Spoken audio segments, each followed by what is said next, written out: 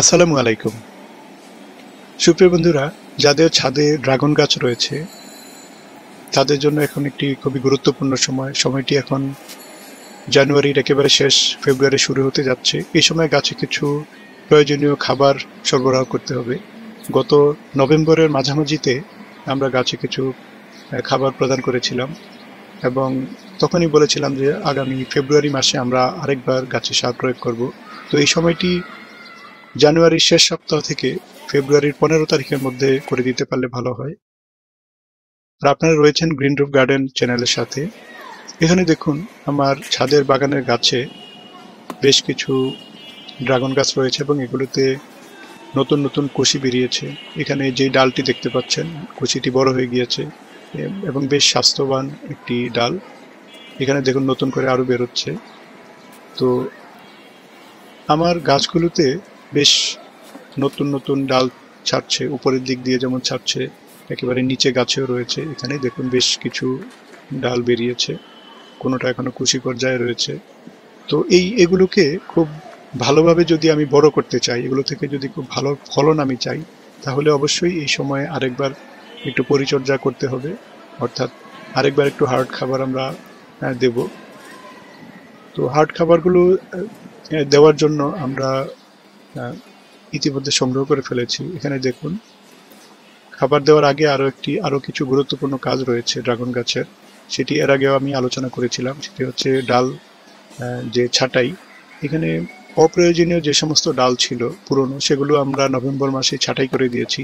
এরপর থেকে নিয়মিত আমরা আরেকটি কাজ করে যাচ্ছি, সেটি হচ্ছে গাছের মাটির থেকে শুরু করে একেবারে মাচা বা রিং পর্যন্ত যেটি দিয়েছেন এর মাঝখানে যত ধরনের ডাল বেরোবে এগুলোকে কিন্তু আমরা কেটে সরিয়ে দিতে হবে, কেটে অপসারণ করতে হবে। এখানে দেখুন এর আগেও আমি কেটেছি, এখনো আমি কাটছি। এগুলোকে কেটে একদম পরিষ্কার করে দিতে হবে। তো এই ডালগুলো যদি বড় হয় তাহলে উপরের দিকে যে ডালগুলো এখন হচ্ছে, কষিগুলো দেখতে পাচ্ছেন বা ডাল, এগুলো নিচের দিকে ঝুলবে এবং এগুলোতে ড্রাগন ফল হবে। কিন্তু এদিক থেকে যে সমস্ত ডালগুলো দেখছেন এগুলোতে কিন্তু ফল ধরার সম্ভাবনা কম, কারণ ড্রাগন গাছের ডাল যখন নিচের দিকে ঝুলে থাকে তখন আসলে এগুলোতে খুব ভালো ফলন হয়। এখানেও দেখেন অনেকগুলো ডাল বেরোনোর চেষ্টা করছে, কুশি অবস্থায় আছে। এগুলোকে সব কেটে দিতে হবে। আরও একটি বড় ধরনের অসুবিধা হয় নিচের দিকে যদি এত ডাল থাকে, সেটি হচ্ছে একদিক থেকে তো ফলন কম, অন্যদিকে এই ডালগুলো যদি বড় হয় তাহলে নিচটা কিন্তু একদম জঞ্জাল হয়ে যাবে। এখানে গাছের গোড়ায় সার দেওয়া, পানি দেওয়া বা অন্যান্য পরিচর্যা এগুলো কিন্তু প্রচণ্ডভাবে বাধাগ্রস্ত হবে এই সমস্ত কারণে। এবং আরও একটি বিষয় হয়, গাছের গোড়াতে কিন্তু আলো বাতাস ঠিকমতো আসার সুযোগ হয় না, অর্থাৎ রোদ পড়ে না। সেক্ষেত্রে মাটিতে বিভিন্ন ধরনের ছত্রাকের আক্রমণ হওয়ার সম্ভাবনা থাকে। কাজেই নিচের দিকটা পরিষ্কার রাখতে হবে। তারপরে যে খাবারের বিষয়টি বলছিলাম সেটি আমরা প্রয়োগ করব। এখানে দেখুন বিভিন্ন ধরনের খাবারের একটি সমাহার রয়েছে। কিছু খাবার রয়েছে যেগুলো এগুলোর সাথে বেশিরভাগ ক্ষেত্রেই আপনার আগে থেকেই পরিচিত, আবার কিছু দু একটি আমরা বাদ দিয়েছি পরিচিত থেকে, কিছু আমরা নতুন যোগ করেছি। এখানে হাড়ের গুঁড়া রয়েছে, তারপর ইপসাম সল্ট রয়েছে, দেখুন ম্যাগনেসিয়াম সালফেট যেটি এই নামে পাওয়া, এটা বিভিন্ন নামে বিভিন্ন কোম্পানির বিভিন্ন ধরনের জিনিস পাওয়া যায়, তো সেগুলো আমরা সংগ্রহ করব। তারপরে হচ্ছে হিউমিক অ্যাসিড, দেখুন এটি হিউমিস্টার, বিভিন্ন কোম্পানি বিভিন্ন নামে এটিও তৈরি করে থাকে, এটা দেবো আমরা। তারপরে হচ্ছে নিম খৈল, এরপরে হচ্ছে ভার্মি কম্পোস্ট বা শুকনো পচা গোবরের যে সার তৈরি হয় সেটি যে কোনো একটি আমরা দেব। তারপরে রয়েছে এখানে ছত্রাকের আক্রমণ থেকে মাটি বা গোড়া রক্ষা করার জন্য এখানে ম্যানসার রয়েছে, মানে ছত্রাকনাশক। এটি কার্বেন্ডাজিম এবং ম্যানকোজেব গ্রুপের একটি ছত্রাকনাশক, তবে যে কোনোটি আপনারা ব্যবহার করতে পারেন। এটি হচ্ছে দানাদার কীটনাশক, এটি প্রয়োজন হবে কারণ এই সমস্ত গাছের শিকড়ে নেমাটোড হয়। আর স্প্রে করার জন্য এখানে মিরাকুলান রয়েছে, রয়েছে এখানে বোরন, আর এটিতে রয়েছে জিঙ্ক। তো আপনারা স্পষ্টতই দেখতে পারলেন কিছু জিনিস হচ্ছে আমরা মাটিতে মিশিয়ে দেবো আর কিছু হচ্ছে স্প্রে করে দেবো। এখন আমরা কি পরিমাণে দেবো, এখানে দেখুন আমের ঝুড়িতে লাগানো যে গাছটি, এটিতে বা 18 ইঞ্চি টব, ড্রাম, বালতি, এই সমস্ত জিনিসের মোটামুটি পরিমাণটি একই থাকবে। কাজেই এই ধরনের টবে দেওয়ার জন্য কি পরিমাণ নেব সেটির একটি হিসাব আমি এখানে আপাতত তুলে ধরছি। এখানে দেখুন এখানে রয়েছে হলো ভার্মি কম্পোস্ট 200 গ্রাম। আপনারা 200 গ্রাম পরিমাপের জন্য 2 মুঠ নিতে পারেন, আর যদি স্কেল থাকে তাহলে মেপেও নিতে পারেন। এখানে 2 মুঠ রয়েছে। আর এখানে রয়েছে হাড়ের গুঁড়া, হাড়ের গুঁড়া নিয়েছি আমি আধা মুঠ 50 গ্রাম। এখানে রয়েছে নিম খৈল আধা মুঠ, এটিও 50 গ্রাম। আর এখানে রয়েছে অন্যান্য উপকরণগুলো, যেমন হিউমিক অ্যাসিড, এটি 2.5 থেকে 3 গ্রাম আমরা দিতে পারি এই ধরনের টবে। তারপরে ম্যাগনেসিয়াম সালফেট, এটিও 2.5-3 গ্রাম নিতে পারি। দানাদার কীটনাশক রয়েছে, এটি 3 গ্রাম বা 3.5 গ্রাম নিতে পারি। ছত্রাকনাশক, এটিও আমরা 3 গ্রাম নিলাম। তো এটি নেওয়ার জন্য আপনারা এই ধরনের মাপার জন্য চামচ নিতে পারেন, অথবা যদি মাপার জন্য কোনো স্কেল থাকে সেটিও আপনারা ব্যবহার করতে পারেন। আর পরিমাণে যদি একটুখানি এদিক ওদিক হয়ে যায় তাহলে ক্ষতি হওয়ার আসলে তেমন কোনো সম্ভাবনা নেই। সুতরাং এই যে উপকরণগুলো আপনারা দেখলেন, এগুলোকে এখন আমরা মিশিয়ে নেব, খুব ভালোভাবে মিশিয়ে তারপরে আমরা টবের মাটিতে প্রয়োগ করব। এখানে একটি বিষয় বলে রাখা ভালো, আপনার গাছটি যেই টবে লাগানো সেটি কিন্তু এই সাইজেরই হবে এমন কোনো কথা নেই, একটু বড় ছোট তো হতেই পারে। সেক্ষেত্রে যদি ছোট হয় তাহলে আপনারা পরিমাণটি একটু কমিয়ে দিতে পারেন, আর বড় হলে পরিমাণ একটু বাড়িয়ে নিতে পারেন।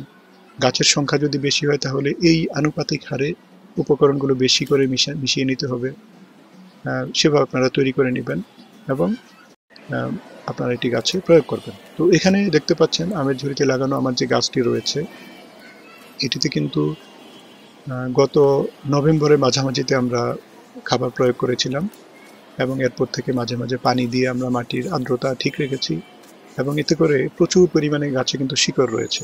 তো এগুলো আমি দেখাবো, তার আগে আমি এখন এই যে মালচিং করেছিলাম, মালচিংটি সরিয়ে নিচ্ছি। মালচিং করার অনেকগুলো সুবিধা রয়েছে, যেটি আমি একটু পরেই আলোচনা করছি। এখানে দেখুন, এই মালচিং যখন সরিয়ে দিলাম, নিচে কিন্তু অনেকগুলো শিকড় আমরা দেখতে পাচ্ছি। এই শিকড়গুলো কিছু দিনের পুরনো আছে, আবার কিছু একেবারে নতুন সাদা রয়েছে। তো এই শিকড়গুলোকে আসলে ক্ষতিগ্রস্ত করা ঠিক হবে না, কারণ এই শিকড়গুলো যখন বেরিয়েছে নিচে দিয়ে, উপর দিয়ে শিকড়ের মাধ্যমে যে খাবার টেনে নিচ্ছে, তাতে করে প্রচুর পরিমাণে নতুন কুশি এবং ডাল গজাচ্ছে। এখন এই শিকড় যেগুলো রয়েছে এগুলোকে যদি আমরা ক্ষতিগ্রস্ত করি, খুঁচিয়ে দেই, তাহলে কিন্তু উপরের বৃদ্ধি ক্ষতিগ্রস্ত হতে পারে বা বাধাগ্রস্ত হতে পারে। সেজন্য আমরা কোনো ধরনের মাটি খোঁচাখুচি করলাম না করেই আমাদের তৈরি সারের মিশ্রণটি উপরই প্রয়োগ করে দিচ্ছি।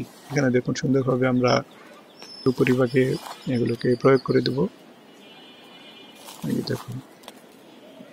আর একটি বিষয় এখানে একটু বলে রাখি, এর আগে যে আমরা সার দিয়েছিলাম তখন আমরা যে উপকরণগুলো ব্যবহার করেছি তার থেকে আমরা 2-1টি উপাদান এখানে বাদ দিয়েছি, যেমন আপনারা লক্ষ্য করে দেখবেন। এখানে কিন্তু আমরা এবার সরিষার খোল দেইনি, সরিষার খোলের পরিবর্তে আমরা পরবর্তীতে এখানে সরিষার খোলের তরল জৈব সার প্রয়োগ করতে থাকবো নির্দিষ্ট সময় পর থেকে।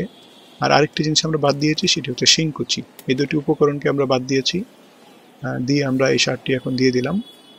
এই যে দেখুন সুন্দরভাবে দিয়ে দিয়েছি। এবং এখন আমি আবার যে কাজটি করব সেটি হচ্ছে, যে মালচিংটা সরিয়ে দিয়েছিলাম সেই মালচিংটা এখন আমি আবার করে দেব। তো মালচিং করার সুবিধা হচ্ছে, একটি বড় সুবিধা হচ্ছে এটি ময়েশ্চার ধরে রাখে মাটির, আরেকটি হচ্ছে সার অপচয় কম হয়, অর্থাৎ বাতাস অথবা বৃষ্টির ফোঁটা অথবা অন্য কোনোভাবে খোঁচাখুচি করে যখন উপরি প্রয়োগ করা সারগুলো পড়ে যাওয়ার সম্ভাবনা থাকে, সেটি মালচিংয়ের ফলে হয় না। আবার এখানে আগাছা জন্মানোর সুযোগ কমে যায়, এবং তাপ গ্রহণ এবং বর্জন দুটোর ক্ষেত্রেই এটি খুব ভালো একটি ভূমিকা রাখে। অর্থাৎ অধিক তাপ মাটিকে নষ্ট করতে যেমন পারে না, তেমনি এখানে ঠান্ডার সময় মাটিকে কিছুটা এখানে আরাম দেয় আসলে। তো এরপরে আমি এখানে পানি দিয়ে ভিজিয়ে দিচ্ছি, টবের মাটি সম্পূর্ণভাবে পানি দিয়ে ভিজিয়ে দিচ্ছি, এতে করে আমি যে সারটি প্রয়োগ করেছি এটি টবের মাটির সাথে খুব ভালোভাবে বসে যাবে। আর পানি দেওয়ার কাজটি আমরা করব যখন মাটি শুকনা হয়ে যাবে, আমরা শুকানো দেখব মাটি, তখন আমরা পানি দিব। অযথা পানি দিয়ে মাটি ভিজা রাখা যাবে না, তাতে করে নষ্ট হয়ে যাওয়ার সম্ভাবনা রয়েছে, গাছের গোড়া পচে। আর এখানে দেখতে পাচ্ছেন যে উপকরণগুলোকে আমরা সরাসরি গাছে স্প্রে করে দেব, সেগুলো আমার হাতে এখন দেখতে পাচ্ছেন। তো এগুলো যে পরিমাণে আমরা প্রয়োগ করব সেটি নিয়ে এবার আলোচনায় আসি। আমরা স্প্রে করার জন্য ভালো একটি স্প্রে মেশিন অবশ্যই প্রয়োজন হবে, এতে করে গাছের সব জায়গায় স্প্রে করা যায়। আর এটি হচ্ছে মিরাকুলান। 1 লিটার পানি নিয়ে, আমরা পরিমাণটা 1 লিটারের মধ্যেই বলছি, কম বেশি করে নেবেন আপনার প্রয়োজন মতো। 1 লিটার পানিতে মিরাকুলান দেব আমরা 1 মিলিলিটার, 1 মিলিলিটার মিরাকুলান দিব। আর হচ্ছে এখানে জিঙ্ক দেখতে পাচ্ছেন, জিঙ্ক দেব হচ্ছে আমরা 2 গ্রাম জিঙ্ক। আর আরও একটি উপাদান আমরা উপকরণ যোগ করব এখানে, সেটি হচ্ছে বোরন। বোরনও হচ্ছে আমরা 2 গ্রাম দিব। সুতরাং 1 লিটার পানিতে 1 মিলিলিটার মিরাকুলান, 2 গ্রাম হচ্ছে বোরন, 2 গ্রাম জিঙ্ক, এইটি খুব ভালোভাবে মিশিয়ে নেব। এখন আপনার প্রয়োজন মতো আপনি যদি 2 লিটার নেন তাহলে ওই উপকরণগুলো 2 লিটার উপযোগী দিবেন, অর্থাৎ এই অনুপাত ঠিক রেখে আপনার প্রয়োজন মতো কম বেশি করে নেবেন। এবং এই মিশ্রণটি, এই যে তরল মিশ্রণটি তৈরি হলো, এটি আমরা গাছে স্প্রে করে দেব। এই যে দেখুন, গাছে খুব ভালোভাবে এটি স্প্রে করে দিতে হবে এবং সম্পূর্ণ গাছ খুব ভালোভাবে ভিজিয়ে দেব। এবং এই কাজটি করব অবশ্যই আমরা সূর্য ডোবার অন্তত ঘন্টাখানেক আগে, যাতে সন্ধ্যা হওয়ার আগে গাছগুলো শুকিয়ে যায়। কারণ শীতকালে কিন্তু গাছের কুয়াশা পড়ে এবং গাছ ভেজা থাকে, এক্ষেত্রে গাছে আবার ছত্রাকের আক্রমণের সম্ভাবনা রয়েছে। তো বন্ধুরা, এই ছিল এই সময়ের পরিচর্যা। এবং কিছুদিন 10-12 দিন পর থেকে আমরা সরিষার ফুলে তরল জৈব সার দেওয়া শুরু করব। তখন ইনশাল্লাহ আবার আপনাদের সামনে আমি ভিডিও নিয়ে আসব। তো বন্ধুরা, যদি আপনি চ্যানেলে পুরনো সাবস্ক্রাইবার হয়ে থাকেন তাহলে অসংখ্য ধন্যবাদ। আর যদি আপনি এই চ্যানেলে নতুন হয়ে থাকেন তাহলে অনুগ্রহ করে আমার চ্যানেলটি সাবস্ক্রাইব করবেন এবং ভিডিওটি লাইক, শেয়ার এবং কমেন্টসের মাধ্যমে অন্যদের কাছে পৌঁছে দেওয়ার একটি সুযোগ তৈরি করে দেবেন। তো বন্ধুরা, আমার চ্যানেলের পরবর্তী ভিডিও দেখার আমন্ত্রণ জানিয়ে আজকের মতো এখানেই শেষ করছি। ধন্যবাদ। আল্লাহ হাফেজ।